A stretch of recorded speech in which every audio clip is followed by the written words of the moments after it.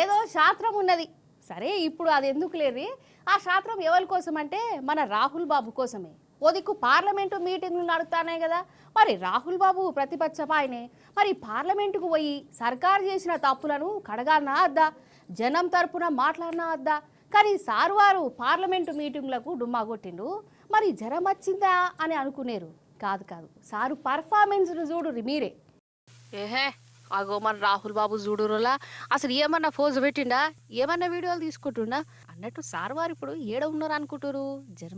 Germany దేశానికి పోయిండు కాదు, ఆడ BMW కార్ల కంపెనీ ఉన్నది. ఆ ఫ్యాక్టరీకి పోయి కార్లు చూసుకుంటా, బైకులు ఎక్కుకుంటా, సెల్ఫీ ఫోటోలు దిక్కుంటా, పండ్ల పని వ్లాగులు రీళ్లు కూడా చేసి ముడిసి ముప్పేమైతుండ్రు. అగో చూడు సార్ వారి కళాపోషణ.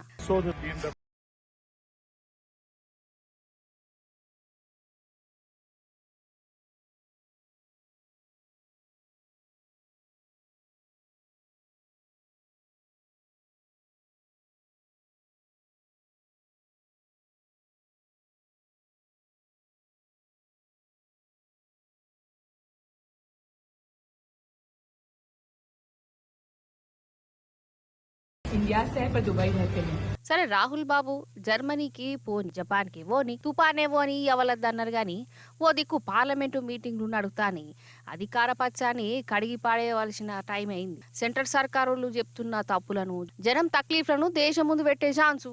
కానీ అదేందో గాని రాహుల్ బాబు ఈ పార్లమెంటు మీటింగుల కంటే దేశాలు తిరుగుడే నయం అనుకున్నాడు కావచ్చు.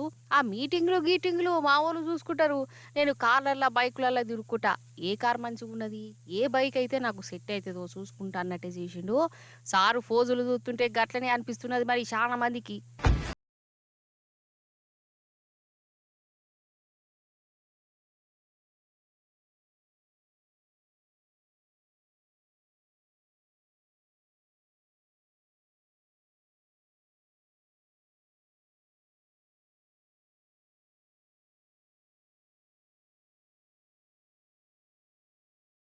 కానీ ఏ మాట కామాటేనులా, అసలు నన్ను అడిగితే రాహుల్ బాబు మీద షేయి పార్టీ లీడర్ల కంటే కూడా ఈ పువ్వు పార్టీ లీడర్లే చాలా పైరం సూయిత్తరై ఉండాలి.